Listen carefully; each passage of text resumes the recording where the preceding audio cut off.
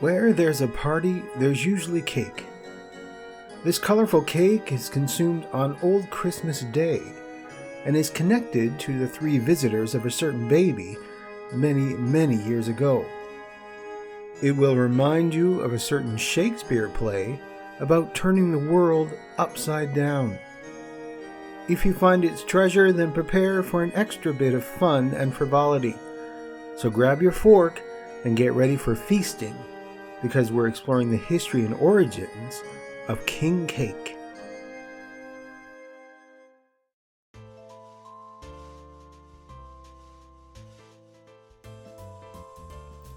Welcome to another serving of Season's Eatings, the podcast which explores the history and origins of your favorite Christmas foods. Season's Eatings can be found wherever you download your favorite podcasts. If you haven't already, I would ask you to subscribe. That way you won't miss an episode when it's released, and all future episodes will be available without you having to search for them.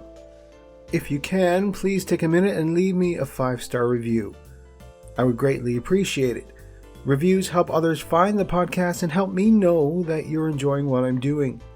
And if you let me know you've left a review, I'll send you a Season's Eatings sticker as a personal thank you.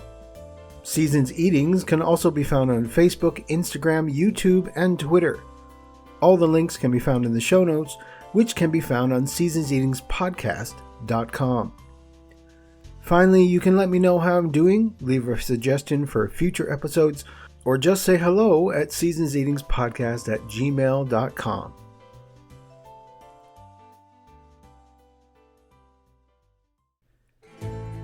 King Cake takes its name from the biblical Magi, also referred to as the Three Kings. In Western Christian tradition, Epiphany, known as Three Kings Day, celebrates the visit of the Magi to the Christ child. The eve of Epiphany is also known as Twelfth Night, which is the last day of the Christmas season, and Epiphany Day itself commences the Epiphany season. The origin of the cake tradition seems to be related to the Roman Saturnalia. These were festivals dedicated to the god Saturn, so that the Roman people in general could celebrate the longer days that began to come after the winter solstice. For these festivities, round cakes were made with figs, dates, and honey, which were shared equally among the commoners and slaves. As early as the 3rd century, a dry bean was inserted inside the sweet, and the lucky one who got it was named King of Kings for a short time established in advance. 17th century poet Robert Herrick explains what happens when someone finds the bean in the cake in his poem Twelfth Night, or King and Queen. Now the mirth comes with the cake full of plums, where beans the king of the sport here. Beside we must know the pea also must revel as queen in the court here. Begin then to choose this night as ye use, who shall for the present delight here be a king by the lot, and who shall not be 12th day queen for the night here. Which known, let us make joy sops with the cake, and let not a man then be seen here, who unurged would not drink to the base from the brink, a health to the king and queen here. The poem goes on to give a rough recipe for spiced ale flavored with apple, which is to be drunk with the cake, and clearly the cake itself is to be luxuriously full of fruit, as well as hiding the bean and the pea, which will determine the lord of the feasting, also called the lord of misrule, and the queen. It must be admitted, though, that the cake's status as a luxury food appears less important than its role in the drinking, dressing up, rule-breaking, and trick-playing which characterize the last days and nights of the long Christmas feast. The idea of Twelfth Night is recorded in England as early as the 10th century, when a poetic account of the Christian calendar recounted that Christ was born in December, and at midwinter, the winter solstice, 8 days before the Roman New Year, and that 5 days after New Year came Christ's baptism, known as the 12th day in Britain. Few descriptions are given of how the feast was celebrated until the 15th century. Church records in the late Middle Ages mention the Feast of Fools on January 1st, and themes of dressing up, cross-dressing, and misrule are linked to this feast and to the Holy Innocents, which is the 28th of December, as well as the 12th night. Senior clergy were expected to give way to their juniors, who would go too far. In 1495, priests in Paris apparently celebrated Mass on this day while wearing terrifying and monstrous masks and ran around their church dressed up as women whilst burning old shoes instead of incense. The only food mentioned is black pudding, which is scandalously eaten at the altar. Similar outrages are recorded from Wales, Exeter, Lincoln, Canterbury, and York. This theme of going to extremes in eating and drinking and rule-breaking characterizes Christmas in medieval sources. Advent Sunday, the fourth before Christmas, opened a period of fasting, reaching a peak on Christmas Eve, when sleep was also in short supply, due to the nighttime and early morning services which saw in Christmas Day itself. After all this, the Christmas celebrations took off, with the wealthy expected to distribute festive food and drink. Perhaps especially popular was the custom that peasant farmers were freed from their labor on their lord's lands throughout the 12 days, and that the Lord should lay a feast for them. This feast echoes the world turned upside down theme, and appropriate entertainments were expected. The emphasis on these was disguise, cross-dressing, trick-playing, and a lot of drinking. An extreme version was described in Sir Gawain and the Green Knight, when a supernatural figure appeared in King Arthur's court, demanded that someone cut off his head, and then issued a challenge from the decapitated head. The food at Arthur's feet is not described, but King Henry V's Christmas visitors were regaled with brawn made from the belly fish of wild boar, prawns, crayfish, eels, and lampreys, an enormous range of fish including turbot and porpoise, roast meats, marzipan, and dates in spiced cream. The poorer guests of the feast were expected to sing for their suppers by putting on musical and dramatic performances, sometimes going from house to house throughout the 12 days. Courtiers were wearing elaborate masks and animal disguises, danced and rode through the court and streets with torches and lanterns. By the later Middle Ages, the bringing into the feasting hall of a whole cooked boar's head at Christmas had become a ceremonial event. The boar's head was apparently symbolic, since it was replaced in some locations by a wooden version in the early modern period. The Goodman of Paris, in his late 14th century book on housekeeping, says that special feasts included the first course of pasties, sausages, and black pudding, 4 courses of fish, fowl, and roast meats, and a final course of custards, tart, nuts, and sweetmeats. Sadly, while flans, tarts, and pastries abound in his list of recipes, there's nothing equating to a fruit cake. To find out more about the boar's head, listen to my episode about the history of this feast. I'll put a link in the show notes. But when is exactly the 12th night? According to Christmas, a Candid History by Bruce David Forbes, it depends on how the first day of Christmas is counted. If day 1 is counted as Christmas Day, then the 12th night is celebrated on the evening of January 5th, the eve of Epiphany. On the other hand, if day 1 is counted the day after Christmas, then the 12th night is celebrated on January 6th, the evening of the Epiphany itself. We'll find out what happens in America for the 12th night cake after the break.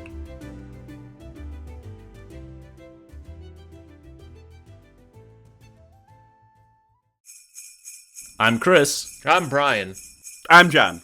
Together, we host the Yuletide TV podcast, where we're on the quest to find the best Christmas TV episodes ever made. On our podcast, we'll recap the episode, share a little bit of our own holiday memories, and go down a few non-Christmas tangents. And at the end, we'll let you know if what we watched is a Christmas classic, a lump of coal, or something in between. Best of all, you can watch along with us, because we only cover episodes that are readily available on major streaming services.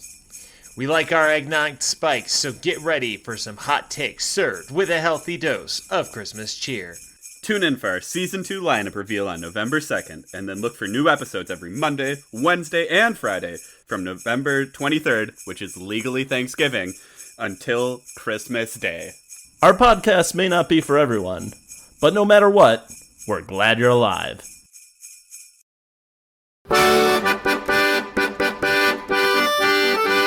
What do you like about Christmas? The music, the movies, the traditions, the food, the history, all of the above? Then the Can't Wait for Christmas podcast is for you. Tune in every month to hear a marginally successful stand-up comedian dig into topics like Charlie Brown Christmas, Bing Crosby, Scrooge, A Christmas Carol, Jingle Bells, Emmett Otter's Jug Band Christmas, The Christmas Truce of World War I, Die Hard, Bethlehem, Gift of the Magi, Haunted Mansion Holiday, Andy Williams, Christmas Lights, Nativity Scenes, Nat King Cole, Before Christmas, Toys R Us, Silent Night, How the Grinch Stole Christmas, Miracle on 24th Street, 12 Days of Christmas, The Christmas Tree.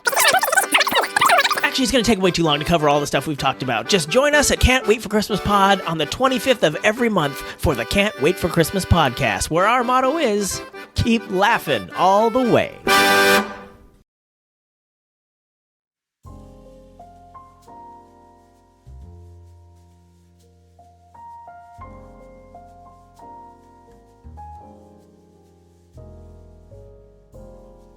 Eventually, Spanish and French settlers brought the cake to America. It often includes a figurine and is believed that the individual who discovers it will have good fortune. In some regions, the king cake is consumed throughout Epiphany Tide until the first day of Lent, Ash Wednesday. So what happens at a 12th night party? French settlers brought the custom of the king cake to Louisiana in the 18th century. The 12th night grand balls and events launch the carnival season and always include the presentation of the 12th night cake or king's cake. And what happens at a 12th night party? According to the 1923 Denison's Christmas book, there should be a king and queen chosen by cutting a cake. The 12th night cake has a bean and a pea baked into it. The man who finds the bean in his slice of cake becomes the king for the night, while the lady who finds the pea in her slice of cake becomes queen for the night. The new king and queen sit on a throne and paper crowns, scepter, and if all possible, full regalia are given them.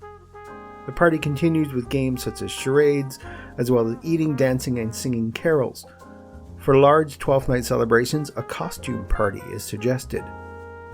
There are other items mentioning 12th night located in the National Museum of American History Library. One of these is an 1865 cookbook entitled The Cook's Own Book, an American Family Cookbook. A recipe for 12 cake is found on page 40, and considering it calls for 18 eggs, it appears to be a rather large cake. Another book located at the NMAH Library is Cakes and Characters, an English Christmas tradition written by Bridget Ann Hennish. It traces the history of the 12th night and different ways the holiday has been celebrated. The appendix begins on page 203 and focuses on 12th night cakes and recipes, noting that a cake for a 12th night party was not necessarily called a 12th night cake.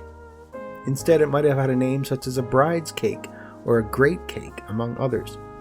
But historians say that sometime in the late 19th century, the 12th Night Revelers, a New Orleans social group that hosted the first Mardi Gras ball of the season, took up the custom of hiding a bean, later replaced by a pecan or a jeweled ring, inside the cake. According to the Times-Picayune Creole cookbook, the lucky finder of the treasure would then be crowned king or queen of the ball. The New Orleans tradition, borrowing heavily from European influences, is believed to have begun in the 1870s. As part of this celebration, it is now traditional to bake a cake in honor of the three kings. King cakes are oval-shaped to symbolize the unity of faiths. Each cake is decorated in the traditional Mardi Gras colors, purple representing justice, green representing faith, and gold representing power. A small baby, symbolizing the baby Jesus, is traditionally hidden inside each king cake. In New Orleans, king cake parties are held throughout the Mardi Gras season. In offices, classrooms, and homes throughout the city, king cakes are sliced and enjoyed by all. And like the biblical story, the search for the baby adds excitement as each person waits to see in which slice of the cake the baby will be discovered. While custom holds that the person who finds the baby will be rewarded with good luck, that person is also traditionally responsible for bringing the king cake to the next party or gathering. So, what type of cake exactly is a king cake? The main body of the cake is actually made from a brioche dough. Brioche is considered a viennoiserie because it's made from the same basic way as bread, but has the richer aspect of pastry because of the extra addition of eggs, butter, water, milk, cream, and sometimes brandy, and occasionally sugar. It's usually called an enriched dough because of all the extra ingredients. Basic bread dough only needs 5: flour, water, salt, some type of fat, and yeast. The first recorded use of the word brioche in French dates from 1404. It is attested in 1611 in Cotgrave's A Dictionnaire of the French and English Tongues, where it's described as a roll or a bun of spiced bread, and its origin giving as Norman. Although there's been much debate about the etymology of the word, and thus the recipe's origins, it's now widely accepted that it's derived from the old French verb briller, a Norman dialectical form of broyer, to work the dough with a broye. That's a sort of wooden roller for kneading.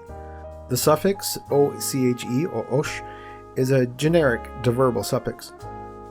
Pain brie is a Norman bread whose dense dough was formerly worked with this instrument. In France, it developed as a sort of bread improved since antiquity by generations of bakers, then pastry makers, with some butter and some eggs and some sugar coming later.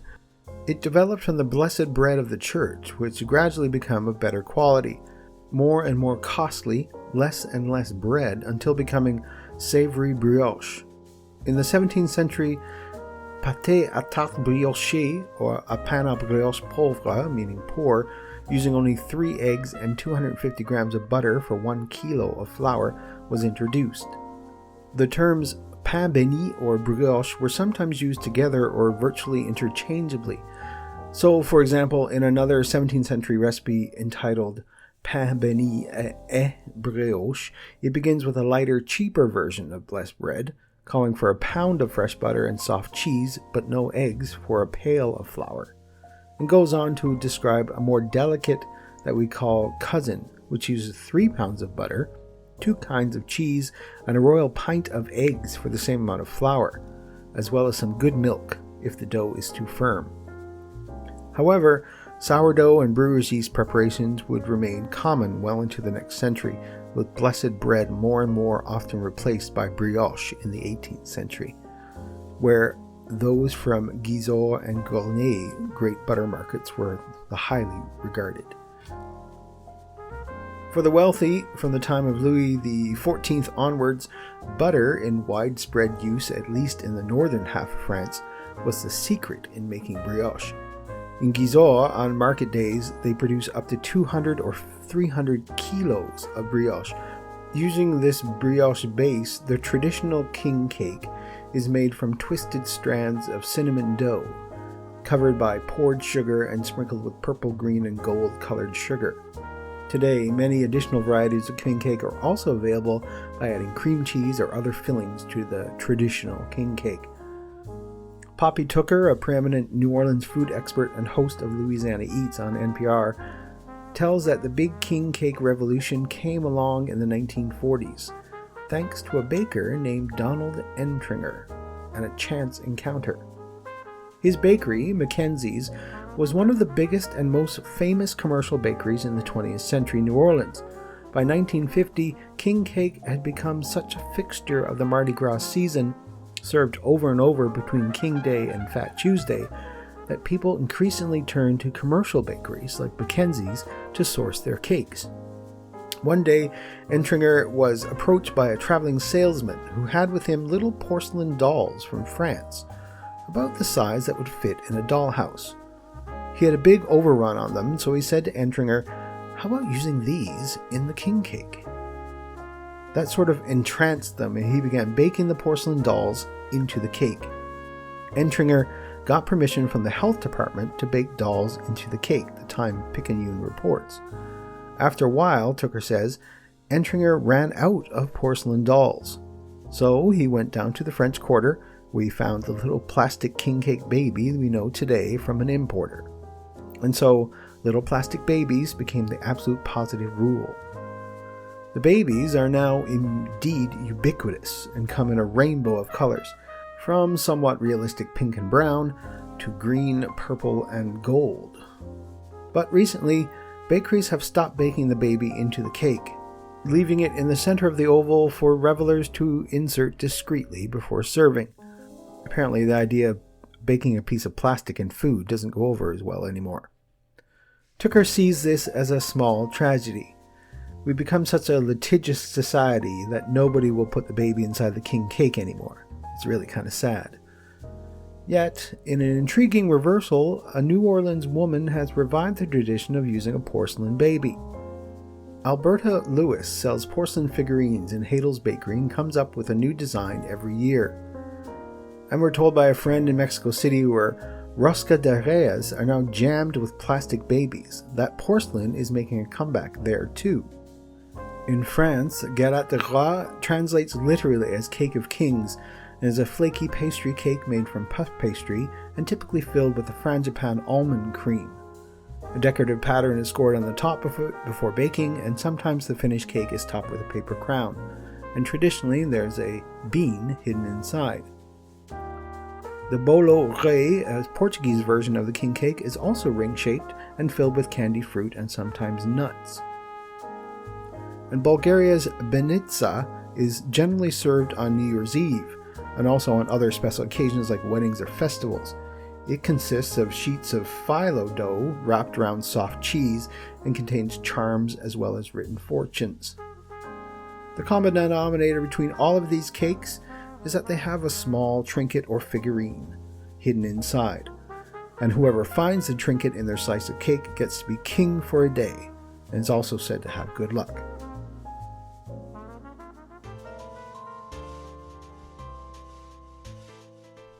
Thank you for listening to this serving of Seasons Eatings. Seasons Eating is available on Apple Podcasts, Google, TuneIn, Stitcher, Deezer, or wherever you get your favorite podcasts. Please, if you leave a review about the show so we can help spread the Christmas cheer, and if you let me know you left a review, I'll send you a Seasons Eating sticker as a personal thank you. Also, I'd love to hear from you, so send me an email at seasonseatingspodcast@gmail.com to let me know how you like the show. And I know we all get busy, so even sharing this podcast with someone you know who loves Christmas would be a great help. And if you're feeling extra generous this season, you can buy me an eggnog. Head on over to seasonseatingpodcast.com and click on the little cup in the corner. Each small donation helps with the daily running of the podcast and is greatly appreciated. Thank you for listening, and tune in again for another serving of Seasons Eatings. Seasons Eatings is also part of the Christmas Podcast Network. Head on over to christmaspodcast.com to find anything and everything Christmas. Whatever you want to hear about the holiday, there's probably a podcast out there talking about it. So head on over to christmaspodcast.com and find your next new favorite. All music for Seasons Eatings is used under the Creative Commons license.